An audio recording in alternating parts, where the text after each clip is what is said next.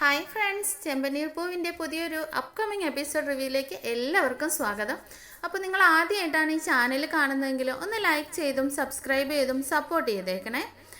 അങ്ങനെ സച്ചി കാലത്ത് 4 മണിക്ക് തന്നെ എഴുന്നേറ്റ് രേവതിയുടെ വീട്ടിലേക്ക് പോയി അവരെല്ലാം വിളിച്ചുണർത്തുകയാണ്. ശേഷം അവർ ചില കാര്യങ്ങളൊക്കെ പറഞ്ഞേൽപ്പിച്ച് കൂട്ടിക്കൊണ്ട് വരുന്നുണ്ട്. പിന്നീടായിട്ട് സച്ചി തൻ്റെ വീട്ടിലേക്ക് കയറി ചെല്ലുകയാണ്. എന്നോട് ഒരു വാക്കുപോലും പറയാതെ കാലത്ത് നിങ്ങൾ എവിടേക്കാ പോയത് എന്ന് രേവതി ചോദിക്കുമ്പോൾ അതൊക്കെ പറയാം, ആദ്യം നീ പോയി റെഡിയാവ് രേവതി എന്ന് പറയുകയാണ് സച്ചി. എന്താ, കോഫി വല്ലതും വേണോ? ഞാൻ എടുത്തോണ്ട് വരാമെന്ന് രേവതി പറയുമ്പോഴേക്കും നിനക്ക് പിന്നെ എഴുന്നേറ്റാ പിന്നെ കോഫി ഉണ്ടാക്കണം, എപ്പോൾ നോക്കിയാലും വീട്ടുജോലി തന്നെയാണല്ലോ നിന്റെ മനസ്സിലെന്ന് പറയുന്നുണ്ട് കേട്ടോ സച്ചി. ഈ വീട്ടിൽ എനിക്ക് അത് തന്നെയല്ലേ പണിയെന്ന് രേവതി പറയുമ്പോഴേക്കും അത് ഇന്നലെ രാത്രി വരെ, ഇനി മുതൽ അങ്ങനെയല്ല. ഞാനൊരു കാര്യം പറയാം, നീ ആദ്യം പോയി നല്ല വില കൂടിയ സാരി ഉടുത്തോണ്ട് വാ. അങ്ങനെ സച്ചി ആവശ്യപ്പെടുന്നുണ്ട് കേട്ടോ. നിങ്ങളുടെ ഫ്രണ്ടിൻ്റെ വീട്ടിലേക്ക് പോകാനാണോ, ഫംഗ്ഷന് പോകാനാണോ എന്നൊക്കെ ഇങ്ങനെ രേവതി ചോദിക്കുന്നുണ്ട്. ഫംഗ്ഷനൊക്കെ തന്നെയാണ്, പക്ഷെ ഫ്രണ്ടിൻ്റെ വീട്ടിലേക്കോ നമ്മുടെ വീട്ടിൽ തന്നെയാണ്. നിന്റെ ജീവിതത്തിൽ ഒരു മാറ്റം വരാൻ പോകുന്നു രേവതി. അങ്ങനെ സച്ചി പറയുകയാണ് കേട്ടോ. നിങ്ങൾ എൻ്റെ അടുത്ത് വന്ന് ഒന്ന് ഊതിക്കേ, കാലത്ത് തന്നെ കുടിച്ചിട്ടുണ്ടോ നോക്കട്ടെ. പിന്നെ എന്തിനാണ് എന്തൊക്കെയോ വിളിച്ചു പറയുന്നത്? ഫംഗ്ഷൻ എന്നും പുതിയ മാറ്റം എന്നുമൊക്കെ എനിക്കൊന്നും മനസ്സിലാകുന്നില്ല എന്ന് രേവതി ചോദിക്കുന്നുണ്ട് കേട്ടോ. അതൊക്കെ നിനക്ക് കുറച്ച് നേരത്തിനുള്ളിൽ മനസ്സിലായിക്കോളും രേവതി. നീ ആദ്യം പോയി കുളിച്ചിട്ട് വാ, ഞാൻ നിനക്ക് നല്ലൊരു സാരി സെലക്ട് ചെയ്ത് തരാം എന്ന് പറഞ്ഞ് സച്ചി അലമാരി തുറന്ന് നല്ല ഏറ്റവും കൂടിയ സാരി തന്നെ തിരഞ്ഞെടുക്കുന്നുണ്ട് കേട്ടോ സച്ചിയേട്ടാ. അങ്ങനെ രേവതി പറയുന്നുണ്ട്, എന്താ സച്ചിയേട്ടാ കാര്യം പറ എന്ന് പറയുമ്പോഴേക്കും കുളിച്ചിട്ട് വാ, പറഞ്ഞാൽ നീ കേൾക്കില്ലേ എന്നും പറഞ്ഞ് രേവതിയെ പറഞ്ഞു വിടുകയാണ് സച്ചി. ആ സമയം സച്ചി ഫ്രണ്ട്സിനെയും രേവതിയുടെ സുഹൃത്തുക്കളെയും ഒക്കെ ഫോൺ ചെയ്ത് വീട്ടിലേക്ക് വരാൻ പറയുന്നുണ്ട്. അത് കണ്ട് ചന്ദ്രമതി ഇവരെന്താ കാലിൽ തിളച്ച വെള്ളം വീണതുപോലെ അങ്ങോട്ടും ഇങ്ങോട്ടും ഓടിക്കൊണ്ടിരിക്കുന്നതെന്ന് രവിയേട്ടൻ്റെ അടുത്ത് ചെന്ന് ചോദിക്കുകയാണ് കേട്ടോ. അവൻ എന്തെങ്കിലും തിടുക്കപ്പെട്ട് ജോലി ഉണ്ടാവുമെന്ന് രവിയേട്ടൻ അതിന് മറുപടി കൊടുക്കുന്നുണ്ട്. ആ സമയം രേവതി സച്ചി എടുത്തു കൊടുത്ത സാരി ഉടുത്തുകൊണ്ട് റെഡിയായി വരികയാണ്. ഈ സാരിയിൽ നീ അതിസുന്ദരിയായിട്ടുണ്ട് എന്ന് രേവതി എന്ന് സച്ചി പറയുമ്പോൾ അതവിടെ നിൽക്കട്ടെ, നമ്മൾ എവിടേക്ക് പോവുകയാണ് സച്ചിയേട്ടാ? സച്ചിയേട്ടൻ്റെ അച്ഛമ്മയുടെ നാട്ടിലേക്ക് പോവാണോ എന്നൊക്കെ രേവതി ചോദിക്കുന്നുണ്ട്. നാട്ടിലേക്ക് ഒന്നുമല്ല, നമ്മൾ ഇന്ന് പുതിയൊരു സംരംഭം തുടങ്ങാൻ പോവുകയാണ്. വന്ന് കാണുമ്പോൾ നിനക്കെല്ലാം മനസ്സിലായിക്കോളും. ഞാൻ പോയി മറ്റുള്ളവരെയൊക്കെ റെഡി ആയിക്കട്ടെ എന്ന് പറഞ്ഞ് സച്ചി പുറത്തേക്ക് പോകുന്നുണ്ട്. എടാ സുധി, പെട്ടെന്ന് വാ, അച്ഛാ നിങ്ങൾ പെട്ടെന്നൊന്ന് കുളിച്ച് റെഡിയാവുക. അങ്ങനെ സച്ചി വിളിച്ചു പറയുന്നുണ്ട് കേട്ടോ. അത് കണ്ട് ചന്ദ്രമതി ഇവൻ എന്തിനാ കാലത്ത് തന്നെ ഇറങ്ങി ഒരു പ്രശ്നമുണ്ടാക്കാൻ പോവാണോ എന്ന് ചോദിക്കുമ്പോഴേക്കും ഒരു പ്രശ്നവുമില്ല അച്ഛാ. എടാ സുധി എന്ന് വിളിക്കുന്നുണ്ട് കേട്ടോ സച്ചി. എന്തിനാടാ കഥക് തട്ടിയത് എന്ന് ചോദിച്ച് സുധി ഇറങ്ങി വന്നപ്പോൾ ഇത്രയും നേരം നീ ഉറങ്ങുവാണോ? പോയി കുളിച്ച് റെഡിയായിട്ട് വാ, അമ്മേ നീയും പോയി റെഡി ആയിട്ട് വാ പാർലർ അമ്മേ എന്ന് പ്രധാനപ്പെട്ട ഒരു സ്ഥലത്തേക്ക് പോകാനുണ്ട്. എടാ ശ്രീകാന്തേ പെട്ടെന്ന് പുറത്തേക്ക് വാടാ. അങ്ങനെ പറഞ്ഞ് സച്ചി ആ ഡോറിലും പോയി മുട്ടുന്നുണ്ട് കേട്ടോ. അത് കേട്ട് ശ്രീയും വർഷയും അങ്ങോട്ട് വരുവാണ്. ഡബ്ബിംഗ് ഒക്കെ കഴിഞ്ഞ് ഞാൻ വളരെ ലേറ്റായിട്ടാണ് ഉറങ്ങിയത്, എന്തിനാ കഥക് തട്ടി എന്നെ ഡിസ്റ്റർബ് ചെയ്യുന്നേ? ഞാൻ ഉറങ്ങാൻ പോവാണ് എന്ന് പറഞ്ഞ് വർഷ നടക്കുമ്പോൾ നിനക്ക് പോവല്ലേ, നീയാണ് പ്രധാനമാനും പറയേണ്ട ആള്. ശ്രീകാന്തേ പറഞ്ഞു കൊടുക്കടാ അവൾക്ക്. അച്ഛാ പെട്ടെന്ന് നിങ്ങൾ രണ്ടുപേരും കുളിച്ച് റെഡി ആയിട്ട് വാ എന്ന് പറഞ്ഞ് സച്ചി പോകുന്നുണ്ട്. ഇവനെന്താ കിറുക്കു വല്ലതും പിടിച്ചോ? വന്ന ഉടനെ എല്ലാവരോടും റെഡിയായി വരാൻ പറയുന്നു. അങ്ങനെ ചന്ദ്ര പറയുന്നത് കേട്ട് രേവതി അങ്ങോട്ടേക്ക് വരികയാണ്.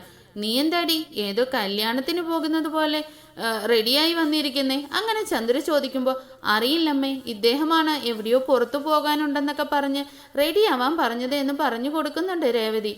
നിങ്ങൾ പൊക്കോണം, എന്തിനാ എല്ലാവരെയും വന്ന് വിളിക്കുന്നതെന്ന് ചോദിച്ച് ചന്ദ്രമതി ദേഷ്യപ്പെടുന്നുണ്ട് കേട്ടോ. വന്ന് കാണുമ്പോഴേക്കും നിങ്ങൾക്ക് തന്നെ മനസ്സിലാകുമെന്ന് സച്ചി പറയുമ്പോൾ എന്താടാ വല്ല പ്രശ്നം ഉണ്ടാക്കിയോ? കുടുംബത്തെ മൊത്തം പോലീസ് സ്റ്റേഷനിൽ കൊണ്ടു നിർത്താൻ പോവാണോ നീ എന്ന് ചോദിക്കുന്നുണ്ട് സുധി. അത് എൻ്റെ പണിയല്ലടാ, ശ്രീകാന്തിൻ്റെ ജോലിയാണ് എന്ന് സച്ചി പറയുകയാണ്. അങ്കിൾ വീട്ടിൽ ആരും അടിയുണ്ടാക്കരുതെന്ന് പറഞ്ഞിട്ടില്ലേ? എന്നിട്ട് ഇയാളെ നോക്കു ചുമ്മാ ഇരിക്കുന്ന എല്ലാവരെയും വിളിച്ചുകൂട്ടി ഇറിറ്റേറ്റ് ചെയ്തുകൊണ്ടിരിക്കുകയാണ് എന്ന് വർഷ അച്ഛൻ്റെ അടുത്ത് വന്ന് പറഞ്ഞു കൊടുക്കുന്നുണ്ട്. സച്ചി കാരണമില്ലാതെ ആരെയും വിളിക്കില്ലല്ലോ, എനിക്കറിയാം, എന്നാലും എന്താ കാര്യമെന്ന് പറയടാ എന്ന് ചോദിക്കുകയാണ് രവിയേട്ടൻ. അച്ഛാ എല്ലാവരോടും ഒന്ന് വരാൻ പറയാമെന്ന് പറയുമ്പോഴത്തേനും മുൻപൊക്കെ രാത്രിയായിരുന്നു, ഇപ്പോൾ കാലത്ത് തന്നെ കുടി തുടങ്ങിയെന്ന് തോന്നുന്നു. ഇങ്ങനെ ചന്ദ്ര പറയുന്നുണ്ട്. ഒരു നല്ല കാര്യത്തിനാണെന്ന് പറഞ്ഞില്ലേ ചന്ദ്ര, എല്ലാവരും റെഡിയാവാൻ നോക്ക്. അങ്ങനെ അച്ഛൻ ആവശ്യപ്പെടുകയാണ് കേട്ടോ. ഞങ്ങൾക്കൊക്കെ വർക്കിന് പോകാനുണ്ടെങ്കിൽ എന്ന് ശ്രുതി പറയുമ്പോൾ, അയ്യോ അതൊന്നും ലേറ്റ് ആവില്ല, 10 മിനിറ്റ് മാത്രം മതി, അത് കഴിഞ്ഞ് വർക്കിന് പോവാലോ എന്ന് സച്ചി പറയുകയാണ് കേട്ടോ. എന്തായാലും എല്ലാവരും പോയി റെഡിയാവുക, അവൻ പറയുന്നത് കാണാലോ എന്ന് പറഞ്ഞ് അച്ഛൻ റെഡിയാവാനായി പോകുന്നുണ്ട് കേട്ടോ. പെട്ടെന്നാവട്ടെ, എല്ലാവരും 10 മിനിറ്റിനുള്ളിൽ ലേറ്റ് ആവാതെ പെട്ടെന്ന് തന്നെ വരാൻ നോക്ക്. അങ്ങനെ സച്ചി പറഞ്ഞത് കേട്ട് എല്ലാവരും റെഡിയാവാനായി പോകുന്നുണ്ട്. ഞാൻ പോയി നിങ്ങൾക്ക് കോഫി എടുത്തോണ്ട് വരാമെന്ന് പറഞ്ഞ് രേവതി ചോദിക്കുമ്പോഴേക്കും, അതൊന്നും വേണ്ട, നീ ഇവിടെ ഇരുന്ന് ഒരു ജോലിയും നീ ചെയ്യാൻ പാടില്ല, ഇവിടെ ഇരിക്കെന്ന് പറഞ്ഞ് സച്ചി അവിടെ ഇരുത്തുവാണ് കേട്ടോ. ആ സമയം ചന്ദ്രമതി റെഡിയായി അങ്ങോട്ടേക്ക് എത്തുന്നുണ്ട്. കാലത്ത് തന്നെ ഒരു കോഫി പോലും കുടിക്കാൻ വിട്ടിട്ടില്ല, അതിനുള്ളിൽ ഇറങ്ങാൻ പറയുന്നു എന്ന് പറഞ്ഞ് ചന്ദ്ര ദേഷ്യപ്പെടുന്നുണ്ട്. അമ്മേ വന്നിട്ട് ഭക്ഷണമൊക്കെ കഴിക്കാലോ, കുറച്ച് വെയിറ്റ് ചെയ്യുന്നത് സച്ചി പറയുമ്പോൾ, എടാ അതിനു മാത്രം എങ്ങോട്ടാ ഞങ്ങളെ ഈ കൊണ്ടുപോകുന്നത്, ഇനിയും നിനക്ക് പറയാൻ പറ്റില്ലേ എന്ന് അച്ഛൻ ചോദിക്കുകയാണ്. എല്ലാവരും റെഡിയായി വന്നപ്പോൾ സച്ചി അവരെയും കൂട്ടി പുറത്തേക്ക് നടക്കുകയാണ്. എടാ എങ്ങനെ എല്ലാവർക്കും ഒരു കാറിൽ പോകാൻ പറ്റും? അങ്ങനെ ശ്രുതി ചോദിക്കുമ്പോഴേക്കും, അതിന് കാറൊന്നും വേണ്ടടോ, ഒരടി മാത്രം മതി, എല്ലാവരും നടക്കെന്ന് പറഞ്ഞ് നടക്കുകയാണ് കേട്ടോ. സച്ചി എടാ എന്ത് തെമ്മാടിത്തരം കാണിക്കാനാ പോകുന്നതെന്ന് അറിയില്ല, നിങ്ങളും അവന് സപ്പോർട്ടായി നിന്നു എന്ന് ചന്ദ്ര പറയുമ്പോൾ, അത് കാണാലോ, എല്ലാവരും വാ എന്ന് പറഞ്ഞ് അച്ഛൻ അവരെയും കൂട്ടി പുറത്തേക്ക് നടക്കുകയാണ്. എടാ സച്ചി നിക്കടാ, എവിടേക്കാ പോകുന്നേ എന്ന് അറിയാതെ എങ്ങനെയാ പോയിക്കൊണ്ടിരിക്കുന്നത്, എന്താ നിന്റെ ഉദ്ദേശമെന്ന് അച്ഛൻ പറഞ്ഞ് സ്റ്റോപ്പ് ചെയ്യിക്കുകയാണ് കേട്ടോ. എടാ അദ്ദേഹത്തിന് മരുന്ന് കഴിക്കാനുണ്ട്, കോഫി ഇതുവരെ കുടിച്ചിട്ടില്ല എന്ന് പറഞ്ഞ് ചന്ദ്ര ദേഷ്യപ്പെടുന്നുണ്ട്.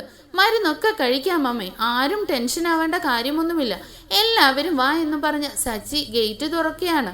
ഗേറ്റ് തുറന്നയുടൻ സച്ചി വിളിച്ച പൂക്കാരികളും അവരുടെ അച്ഛനും അമ്മയും ഒക്കെ അങ്ങോട്ട് കയറി വരികയാണ്.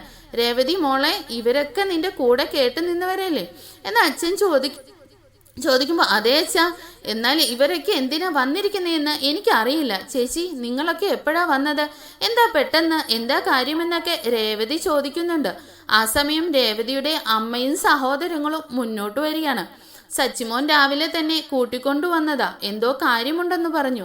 അങ്ങനെ അമ്മ പറയുമ്പോൾ എന്തിനാണെന്ന് ചോദിക്കുകയാണ് രേവതി. അയ്യേ ഇത് നിങ്ങളെ കാണാൻ വേണ്ടിയാണോ കാലത്ത് തന്നെ കുളിച്ച് റെഡിയായി കൂട്ടിക്കൊണ്ടുവന്നത്? ഇവരൊക്കെ ആരാ, രാജാക്കന്മാരാണോ? നമ്മ വാതുക്ക ചെന്ന് വരവേൽക്കാൻ വേണ്ടിയിട്ടാണ്. നിങ്ങൾ വരുന്നുണ്ടോ, അകത്തേക്ക് വാ എന്ന് പറഞ്ഞ് ചന്ദ്ര അകത്തേക്ക് പോവുകയാണ്.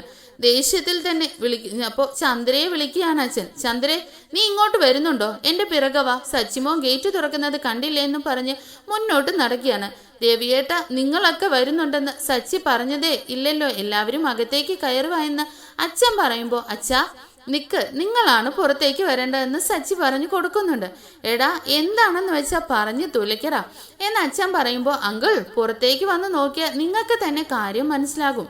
ചേച്ചി നിങ്ങളാണ് ഇത് ആദ്യം കാണേണ്ടത് എന്ന് സിസ്റ്റർ മറുപടി കൊടുക്കുന്നുണ്ട്. എല്ലാം റെഡിയല്ലേടാ, എല്ലാവരും വാ എന്ന് പറഞ്ഞ് സച്ചി ഗേറ്റ് തുറന്ന് റോഡിലേക്ക് ഇറങ്ങി പോവുകയാണ്. വീട്ടിലുള്ള എല്ലാവരും സച്ചിയുടെ പുറകെ വരികയാണ്. സച്ചി ഒരു കർട്ടൻ പിടിച്ച് കടയുടെ മുന്നിൽ നിൽക്കുന്നത് കണ്ട്, എന്താ ഇതൊക്കെ, നമ്മുടെ വീടിന് മുന്നിൽ ആരാ പടം വെച്ചിരിക്കുന്നതെന്ന് പറഞ്ഞ് ചന്ദ്ര ബഹളമുണ്ടാക്കുന്നുണ്ട് കേട്ടോ. നമ്മുടെ പെർമിഷൻ വാങ്ങാതെ ഏതോ ഒരുത്തൻ വന്ന് ഇങ്ങനെ ചെയ്തെന്ന് തോന്നുന്നു. ഇത് റെസിഡൻഷ്യൽ ഏരിയ അല്ലേ, ഇവിടെ ആരാ കടയിട്ടത് എന്ന് പറഞ്ഞ് സുധിയും ചൂടാവുന്നുണ്ട്. ആരാടാ എന്നോട് പറയാതെ ഇവിടെ കട വെച്ചിരിക്കുന്നേ, പോലീസിനെ അറിയിക്കാൻ ചന്ദ്ര പറഞ്ഞപ്പോൾ ഞാൻ എന്തിനാടാ ജയിലിലേക്ക് പോകുന്നേ എന്ന് ചോദിക്കുകയാണ് ചന്ദ്രമതി.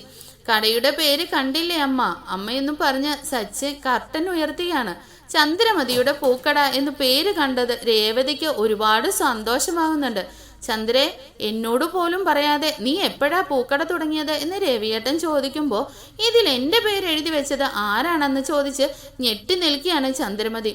ശ്രീകാന്ത് വന്ന ബോർഡ് ഫുള്ള് വായിച്ചതിന് ശേഷം പ്രൊപ്പറൈറ്ററിൻ്റെ പേര് രേവതി എന്നാണ്. അപ്പോൾ ഏട്ടത്തി ഇത് നിങ്ങളുടെ കടയാണോ എന്ന് ചോദിക്കുകയാണ്. എനിക്ക് തന്നെ ഒന്നും മനസ്സിലാകുന്നില്ല ശ്രീ എന്ന് രേവതി പറയുമ്പോൾ, ചേച്ചി ഇത് നിങ്ങളുടെ കട തന്നെയാണ്, ഓണറിൻ്റെ പേര് ചേച്ചിയുടേതാണ് വെച്ചിരിക്കുന്നത്, സച്ചിയേട്ടൻ നിങ്ങൾക്ക് വേണ്ടി തുടങ്ങിയതാണ് എന്ന് അനിയൻ പറഞ്ഞു കൊടുക്കുന്നുണ്ട്. അച്ഛാ എങ്ങനെയുണ്ട്?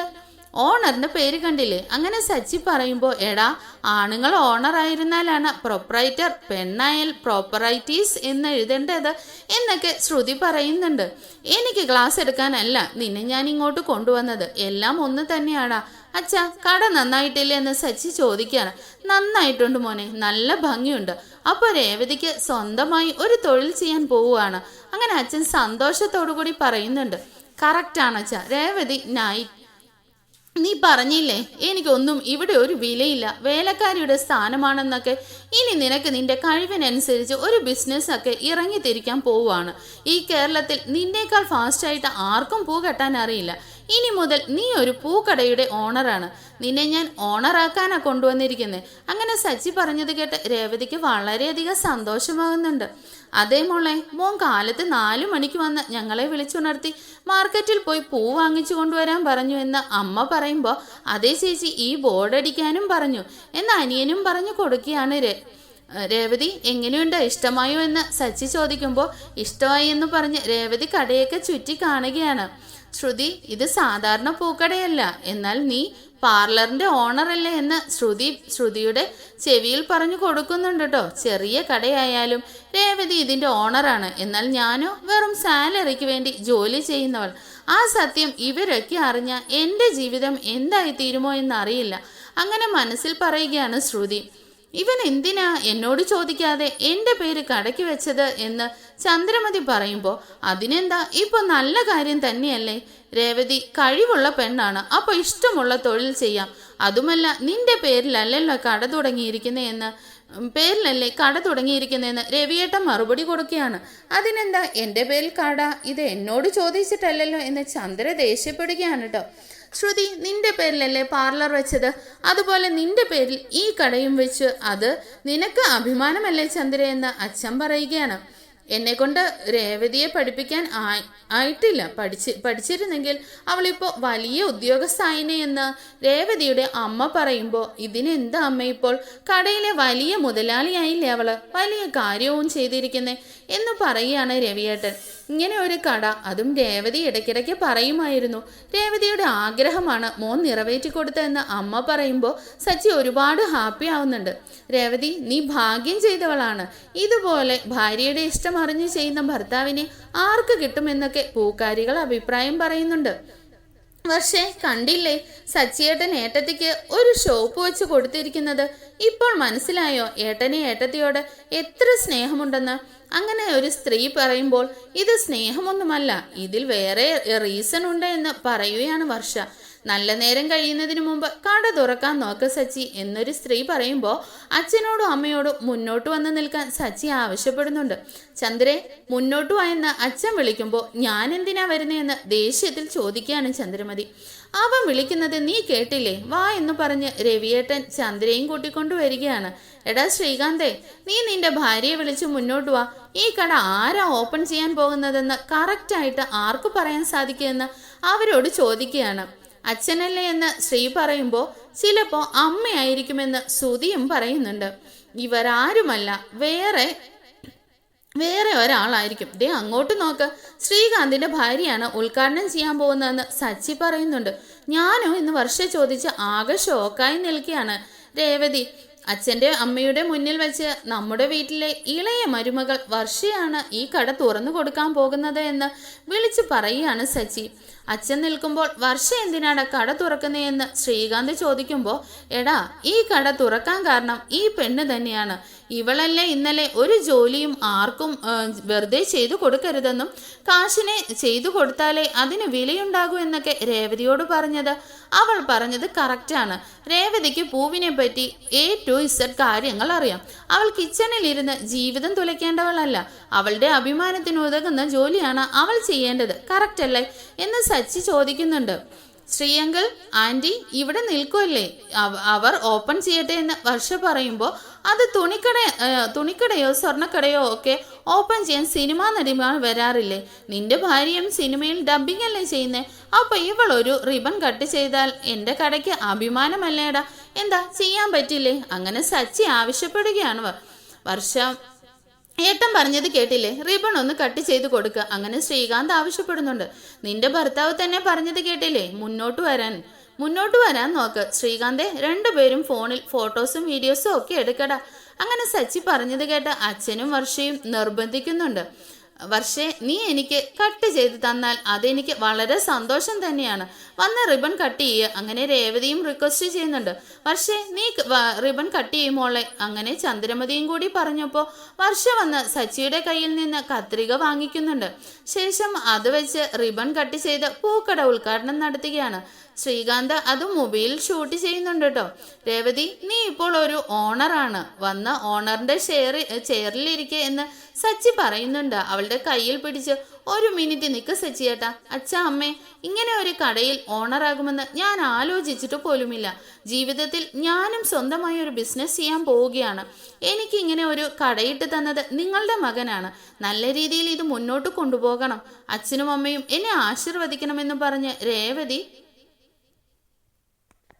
സച്ചിയോടൊപ്പം കാല് തൊട്ട് വന്നിക്കുന്നുണ്ട്. അങ്ങനെ അവരെ കാല് തൊട്ടപ്പോൾ നന്നായി വരുമെന്ന് രവിയേട്ടനും ചന്ദ്രമതിയും പൂക്കൾ വാരി എറിഞ്ഞ് ആശീർവദിക്കുകയാണ്. ഈ ചെയ്യുന്ന തൊഴിൽ ഒരുപാട് വളരണം അല്ലേ ചന്ദ്ര എന്ന് രവിയേട്ടൻ പറയുമ്പോൾ അതെ അതെ അതെ നല്ലതാവട്ടെ എന്ന് ഇഷ്ടമില്ലാതെയാണെങ്കിലും പറയുകയാണ് ചന്ദ്രമതി. അതിനുശേഷം രേവതിയുടെ അമ്മയുടെ ആശീർവാദം വാങ്ങി സച്ചിയും രേവതിയും കടയുടെ അകത്തേക്ക് കയറിയിരിക്കുകയാണ് കേട്ടോ. അച്ഛ, നിങ്ങളുടെ കൈയാണ്. അച്ഛ നല്ല രാശിയുള്ള കൈയല്ലേ. ഈ 100 രൂപ രേവതിക്ക് കൊടുത്ത് ഈ കടയുടെ ആദ്യത്തെ സെയിൽ അച്ഛൻ തന്നെ ചെയ്യണം. അച്ഛൻ്റെ കൈകൊണ്ട് തുടങ്ങിയ ഈ 100 രൂപ കോടിയായി മാറും. ഇതാ പിടിക്കച്ച എന്ന് പറഞ്ഞ് സച്ചി 100 രൂപ അച്ഛൻ്റെ കയ്യിലേക്ക് കൊടുക്കുന്നുണ്ട്.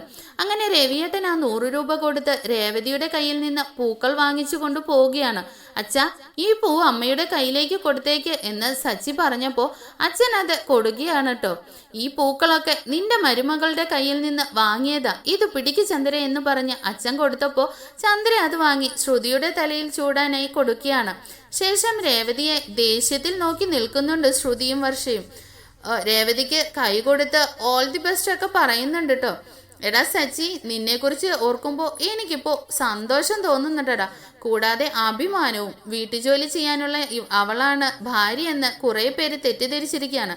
എന്നാൽ നീ ഭാര്യയ്ക്ക് നല്ല കഴിവുണ്ടെന്ന് കണ്ടെത്തി അവൾക്ക് അഭിമാനമാകുന്ന കാര്യങ്ങളാണ് ചെയ്തു കൊടുക്കുന്നത് എന്ന് പറഞ്ഞ് അച്ഛൻ അവനെ അഭിനന്ദിക്കുകയാണ്. എനിക്ക് ചെറിയൊരു പണി കൂടി ബാക്കിയുണ്ട്. എടാ ശ്രീകാന്തേ, നിന്റെ ഭാര്യയോട് ഇങ്ങോട്ട് വരാൻ പറ, ഇത് വാങ്ങിക്കാൻ പറ. അങ്ങനെ പറഞ്ഞ് സച്ചി ഒരു കവർ നീട്ടിയാണ്. എന്താ ഇതെന്ന് വർഷ ചോദിക്കുമ്പോൾ ഇതിനകത്ത് 2500 രൂപയുണ്ട്. സിനിമാ നടികളൊക്കെ കട തുറക്കുമ്പോളേ പണം ചോദിക്കില്ലേ? നിന്റെ ഭാര്യ വലിയ നടിയല്ലേ?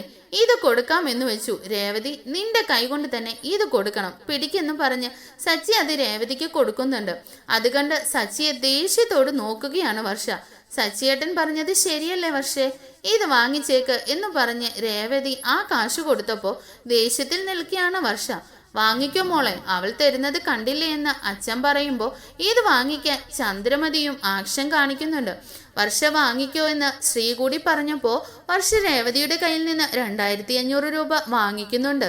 ശേഷം ദേഷ്യത്തിൽ സച്ചിയെ നോക്കിക്കൊണ്ട് റൂമിലേക്ക് പോവുകയാണ്. അച്ഛാ, മൂത്ത മരുമകൾ എൻ്റെ പേരിൽ കട വെച്ചെന്ന് അമ്മ അഭിമാനത്തോടു കൂടി പറയാറില്ലേ? ഇപ്പൊ രേവതിയും അമ്മയുടെ പേരിലാണ് കട വെച്ചിരിക്കുന്നത്. അതിൽ സന്തോഷിക്കാൻ പറയച്ച. നിങ്ങളൊക്കെ പൂ വാങ്ങിക്കേ എന്ന് പറഞ്ഞ് സച്ചി കടയിലേക്ക് പോകുന്നുണ്ട് കേട്ടോ. ഇതെല്ലാം കേട്ട് അപമാനിതയായി നിൽക്കുകയാണ് ചന്ദ്രമതി. അപ്പോൾ അടുത്ത എപ്പിസോഡുമായി കാണും വരയ്ക്കും. ബായ്.